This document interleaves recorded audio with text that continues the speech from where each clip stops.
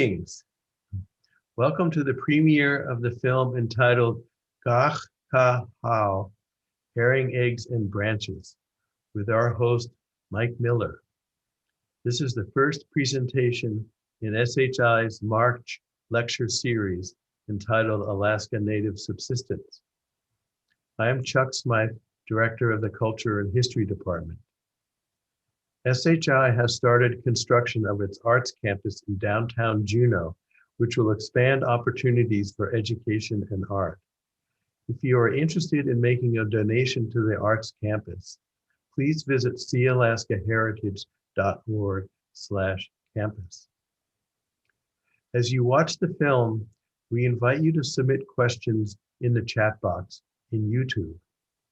Mr. Miller has graciously agreed to answer questions at the end of the film. Mike Miller is extremely knowledgeable about herring, the herring egg fishery, and the herring ecosystem, being a very productive gatherer of herring eggs and one who distributes his catch over a wide geographical area. He is also a longtime member of the Council of the Sitka Tribe of Alaska. Mike, please begin. Okay, thanks, Chuck. Yeah. So my name is Mike Miller. I'm connecting in from Sitka this morning. The film we're going to be looking at and discussion is all around the traditional gathering of herring eggs here in Sitka Sound, which has gone on for thousands of years. It's always interesting each spring when we go out and walk around on the islands to think that the exact same places have been used for as long as history, both oral and written history, has been recorded. So it's something that's very, very important to me and a lot of other folks. And we know that the herring eggs are shared not just in Sitka, but all around the state with people who oftentimes it's one of the first traditional foods of the year that people get. It's I think the film will get into a little bit of how the herring stocks have been challenged around the state, sometimes by development and others by commercial fisheries, so that this is one of the last places to get really good herring eggs on branches. And so we wanted to take a bit of effort to document, as much as we could of a few folks that were going out and getting eggs 2 years ago now. Last year we'd hoped to show this film, but it was right when the pandemic started, so that kind of threw our schedule out of whack. So now we're giving it another shot. So one of the important things that you'll see in the film, though, is another community's viewpoints getting eggs when they show up, and it's real important to document and keep in mind that even for us here in Sitka, that when we get eggs, we're getting them for a broad range of people and how important it is around the state. So with that, I will, I guess, let the film start, and then hopefully people will have some questions on what we do and some of the issues at the end of the film.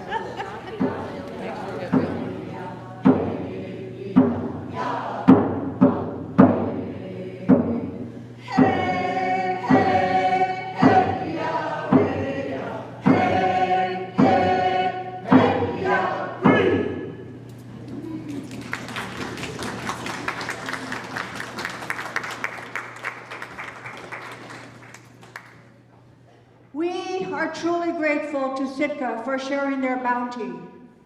We are grateful that we know that it is only the last place, and maybe a small fisheries in POW. But at one point in time, herring abounded through all of our land.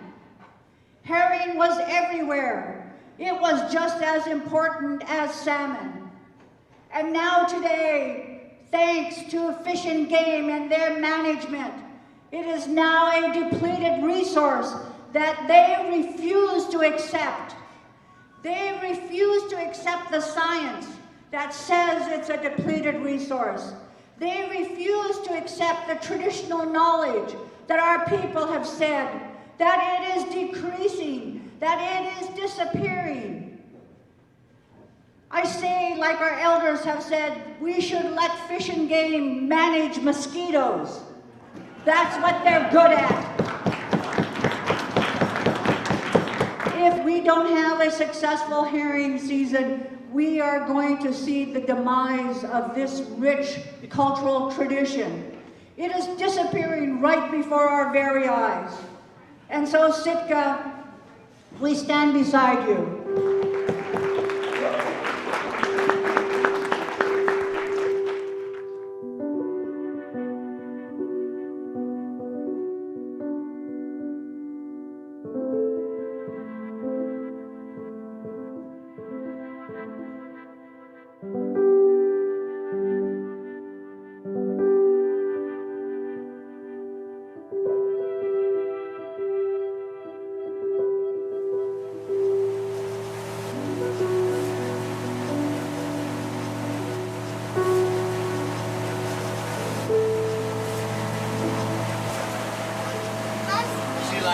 Look, Jeff, sea lions. See them?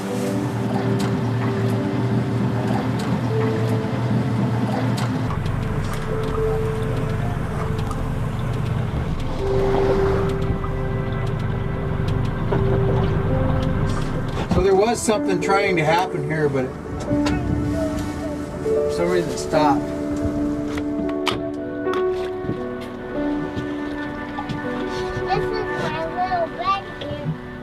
Look, you can count them. You can count the eggs on here. Want to try some, Jet? Not very much. Maybe we can look for a bigger bite for you, Jet. Oh, that's good. You want to try some? Not much, Jet. I'll have to scrape them off with a credit card to make it worth it. Okay, here's one, Jet. Oh, look at that one. Show everybody. Eggs. First of the season. Hopefully there's some more.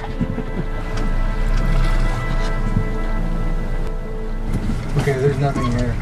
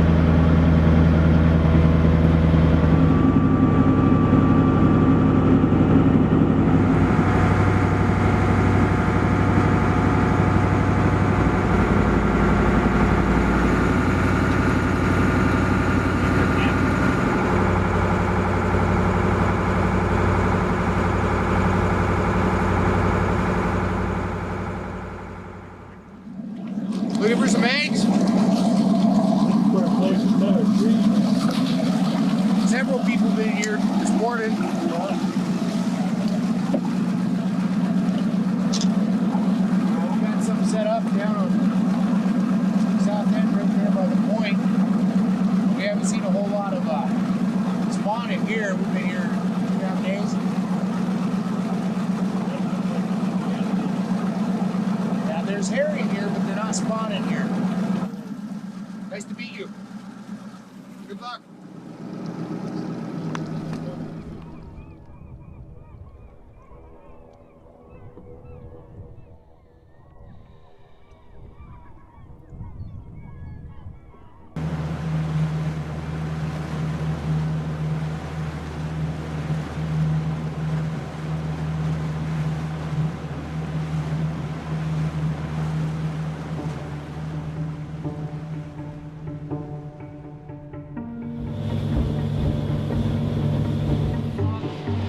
Yeah, let's just go slow. Looks like there's eggs on the beach there. Hey, let's try to figure out what they're eating. Just take it out of gear and coast in.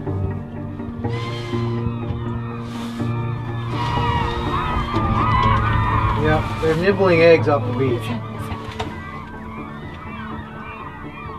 Since there's no herring, they're eating eggs. Oh! Yeah! Sandy. Sandy? Well, See, these eggs are probably still alive. They're wet and fresh and plump. But most of this up here is dried out, just gotten baked.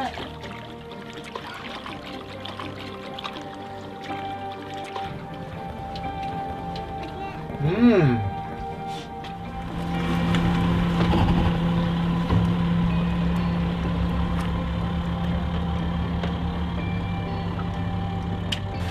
You know, the herring just are so confused. Yeah. They're probably going to be slowly spawning as they try to figure out where they're going. The big herring have been harvested by the commercial fishermen and they're gone. And those fish that are flipping are small. yeah, and the reason why is those big ones have the migration memory, and they're gone. And the little guys don't know what to do.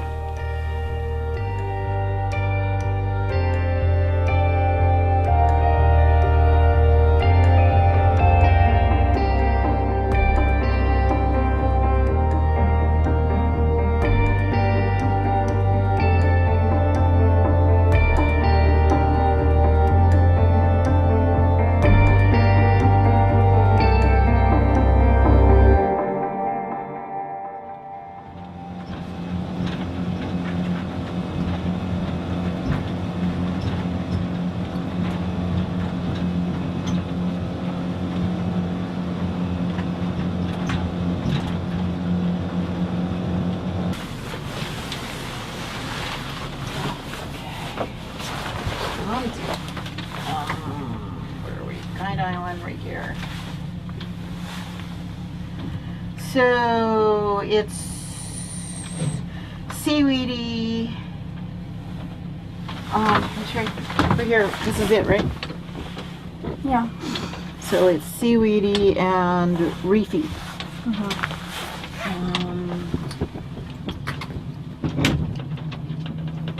We definitely need to cut some trees.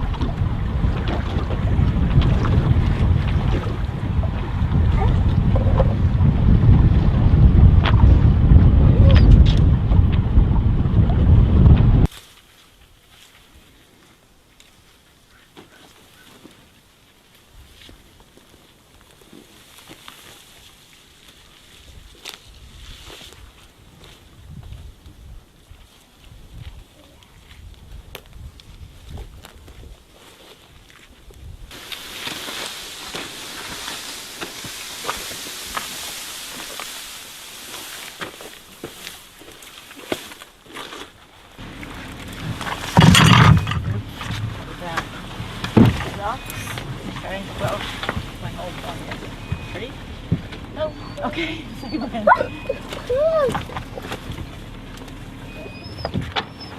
Okay, ready to go. Lift. Okay. You gotta pull on this side.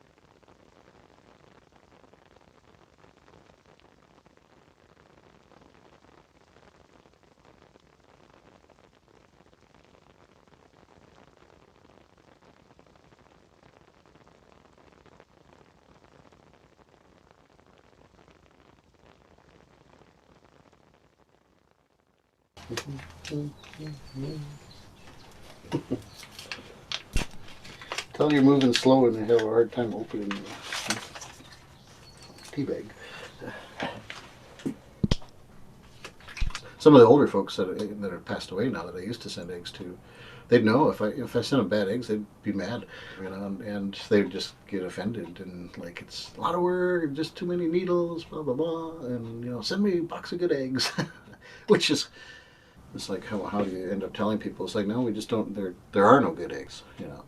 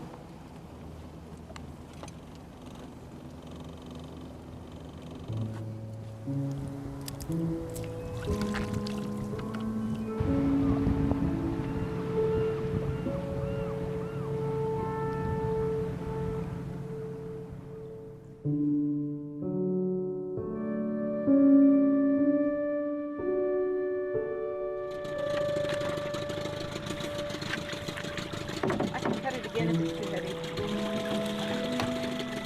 You can help me. Our powers combined.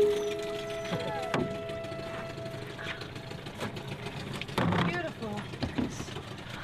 Just hold it up so I can see what's on there. I'm not happy. I wouldn't give that to my enemy. You got it? There you go, Cass. Right on.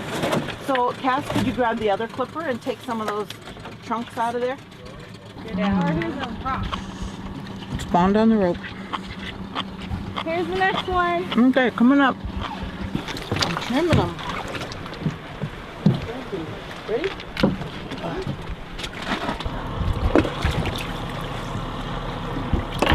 Let's light it. Our elders used to give tobacco as a thank you, but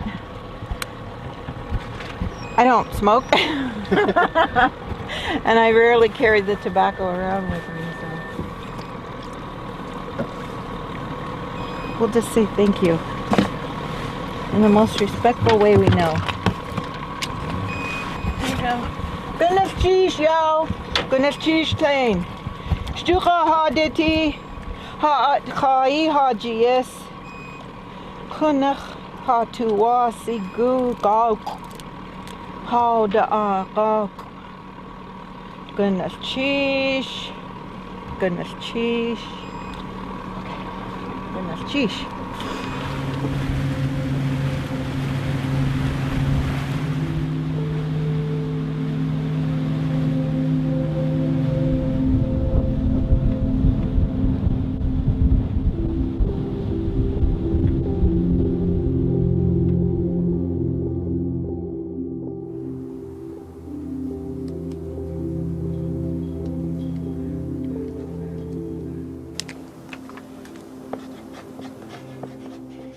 Like 5 of these back boxes are going to family in Anchorage. And they always, oftentimes, like open up the boxes at the same time, you know, so it always looks bad if one box is not very thick and the others are really good, so and they think you're playing favorites, so you kind of spread it out. So there's a little bit of everything.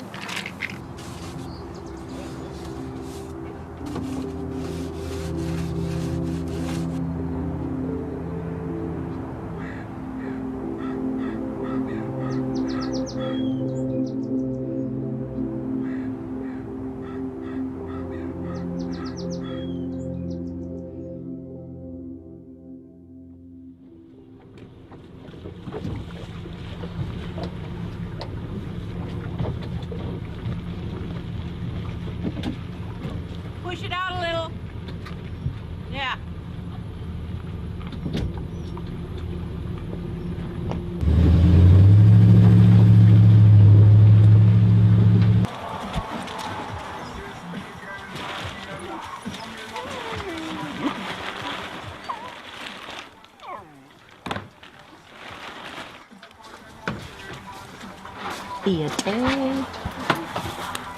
Could you put those 3 bags in the shipping crate?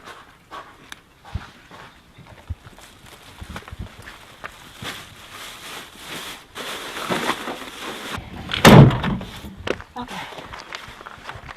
Yan ka doon eh.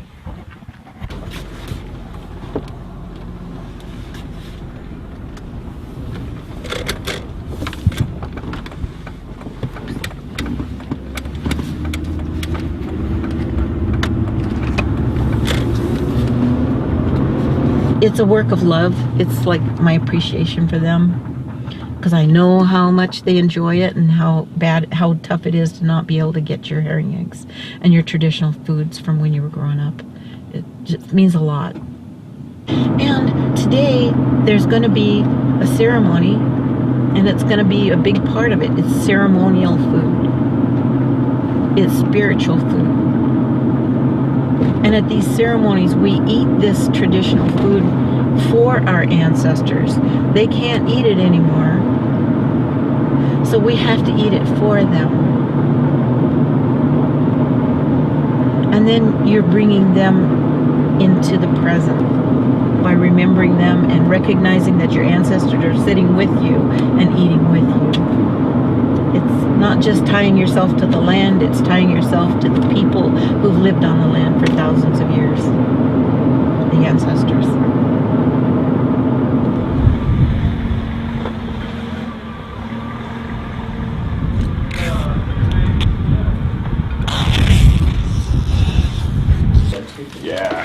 So now everybody. Oh, I gotta get everything out for address.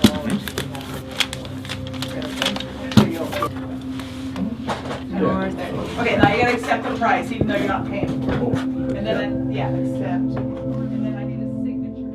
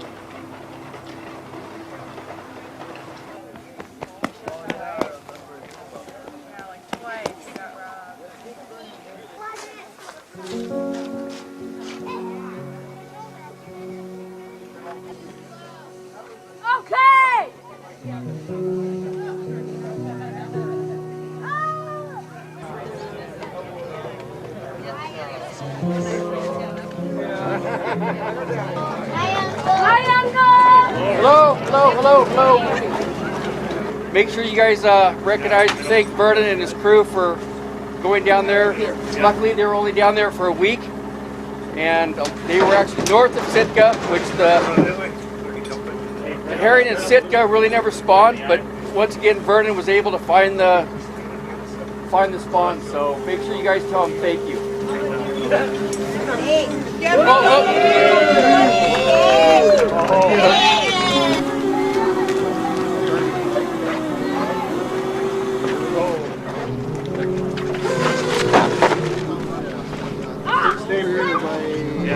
Slow down in the second gear.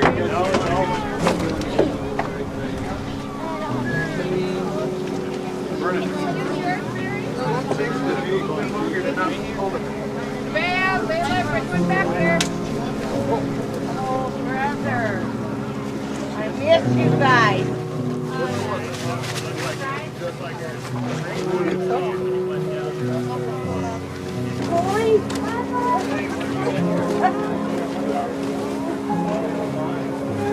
See ya.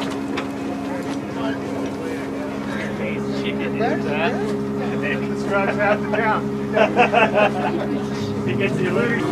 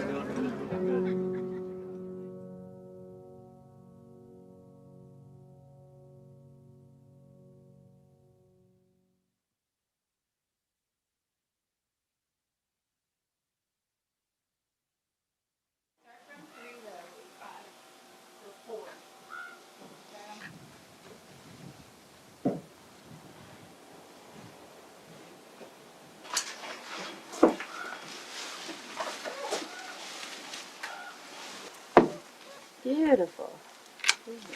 Yeah. My favorite time of year growing up in Sitka. You know, all the killer whales, and the sea lions and the seals, the life, you know, the spring life. Oh, it's gorgeous. Oh, okay. Oh, quiet. Cheers. Good girl. Quality control. Quality control.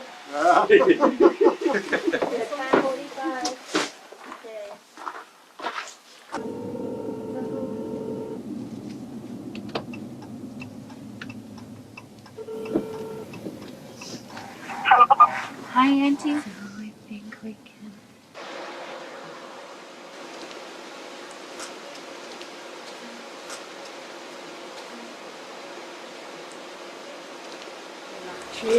Thank you for thinking of me. Of course.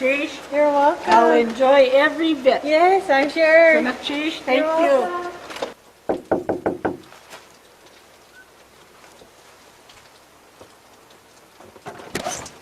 Hi, Dennis. Hi there. Got you some herring eggs. Oh my gosh. From HIA. Oh, thank you so much. You're My welcome. breakfast, lunch, and dinner right There you here. go. Awesome. Thank you very, very much. You're welcome. See you. Hi. Here you go. Oh, thank you. You're welcome. Oh, my goodness. Goodness cheese.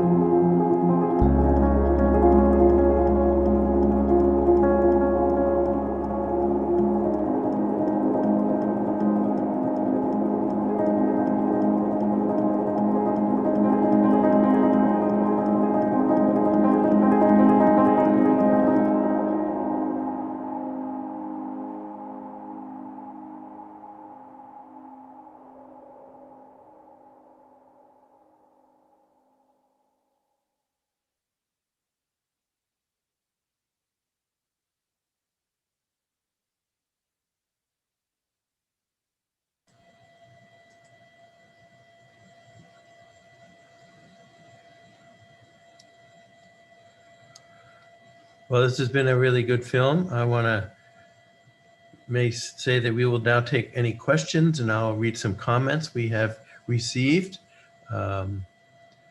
We say, one person says, sad, my dad may never get herring eggs ever again. Another person writes, standing with Sitka. Another person writes, a great film. Thank you for sharing.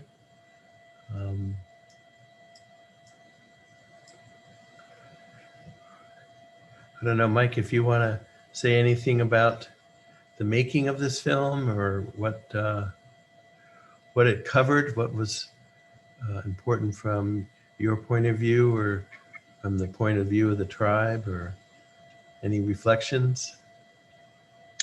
Yeah, you know, it's interesting because I actually haven't watched the film in several months, so there's some parts that I forgot about. But I think when we put this film, there has been several films documenting over the years the subsistence harvest, but it was really important for us to get those shots of another community, because we oftentimes have been, when we get to forums to talk about the importance of the roe, a lot of people just look at it as a Sitka issue and not something that affects the communities as much as you see the happiness of the people in the communities when they get the eggs. And I used to get those kind of comments, you know, from folks that were used to getting eggs from different parts, at different parts of the state, and just what it meant to, especially a lot of the elders, that, you know, they first food, they made it through another year, you know. They didn't worry that when they had a lot of fish eggs, they didn't worry they didn't have any money or things like that. So it's really interesting to watch that connection, though, and you see the kids in the film. It's a cultural item that is being passed down. It's really important that that it's embraced by the younger community. But then you see also other folks in the film at the Kui. There's different members of the community, and although it's really important to the tribal community, there's increasing awareness of the importance of herring in the ocean, and so I think we're getting supporters.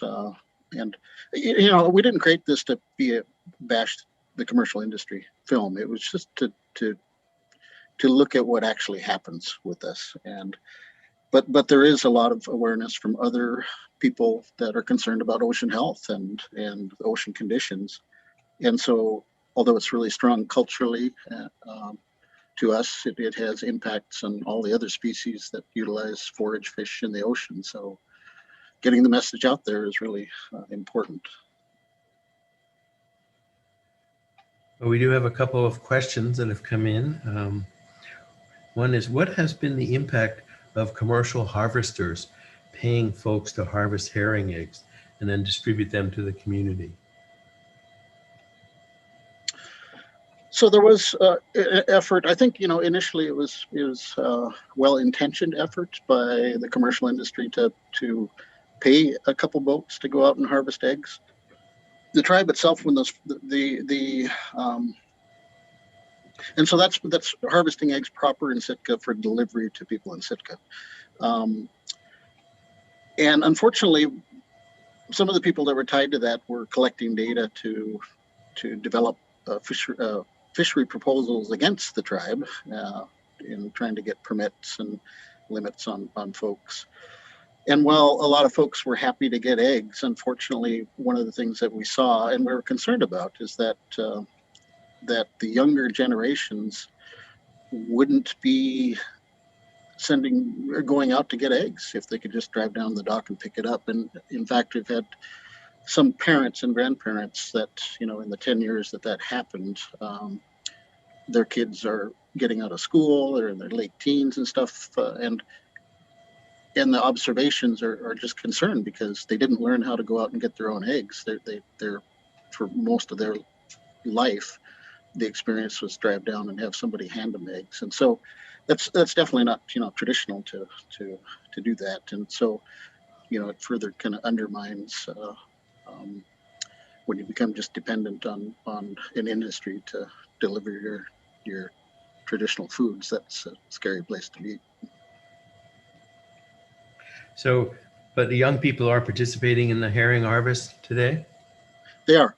And I mean, you can see, you know, there's even young children going out in the boats and happy to get eggs, you know, eating them right out of the water. So even one egg. There are a couple questions about the lawsuit. One is, has the Sitka tribe considered suing the state for failing to meet the standard of meeting subsistence needs? And there's a comment that says, I don't think you can sue them if they've never provided protections in the first place, but perhaps you could discuss the case and the status, the current status of the case. Well, after over 20 years of trying to work through Board of Fish process and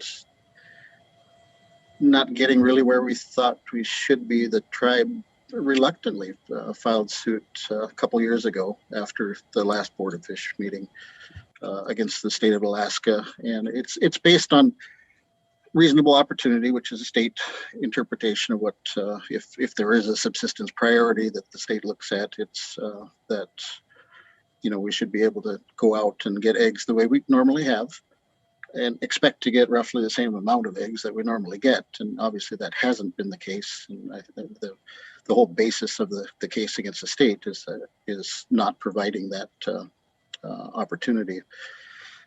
And we look at the harvest going down in spite of us putting multiple times the effort in to trying to get eggs. So we can be doing, you know, setting 3 times as much trees, but at the end result getting less good eggs. And it's not every year, but it's enough of a trend that it was alarming enough to file the suit. So the suit is still weaving its way through the courts. It's a long process, and it just does speak to subsistence harvesters around the state, any cultural traditional folks, when there's a process in a Board of Fish or Board of Game or federal board. They're different processes than we're used to dealing with and your average person is used to dealing with. And it costs a lot of money to take on government on those issues. So we're super fortunate to have so many people around the state who have supported the tribe's efforts and groups like Sealaska, Sealaska Heritage, Clinton Haida. A lot of individual tribes have stepped up, and you know, we're trying to make some changes, but it's still to be undetermined. You know, it's the final result. Last year, of course, the last 2 years, there haven't been herring fisheries, and it was a dramatic change last year. We got some really nice eggs last year, and so this year it looks like there's going to be a fishery again. So we'll do our best. You know, hopefully the management will do its best as well to try to help us out. And in this case, there's kind of a technical issue that's might be specific to the herring egg fishery, is that the Department of Fish and Game makes a determination about opening the fishing and setting a upper limit on the catch size, and but they do that prior to the subsistence fishery. Could you explain that issue that's particular to in this case, that the Department of Fish and Game making a determination like that without taking into account the effects on the actual fishery for that year?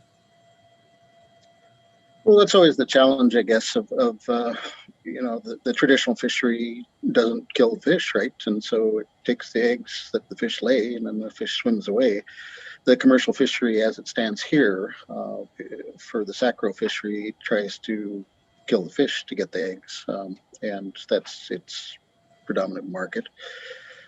So that inherently there's a problem, and that's what we're trying to work through with the department, is to, you know, either by time or space, limit the harvest in certain areas, especially the places that are closest to the places where we traditionally have harvested. And these are places where the fish have spawned through all history. You know, the Kiksadi Taku, the herring rock here, and that story goes back probably thousands of years. And all this time later, those fish are coming back to generally the same place, but there are different ocean conditions. And so we are starting to see, shifts in where the fish go. We don't know if it's stress. We don't know if it's climate conditions. There's some questions on, what that is, but we would expect that the fishery management folks would equally be looking to what that means, and definitely be looking to the subsistence harvest as a measure of how successful the management is. And we feel, of course, that hasn't necessarily happened once the commercial fishery is over. There's they're done and off they go, right? But it's we think really important to look at the subsistence harvest as a measure of how successful things are in the ocean.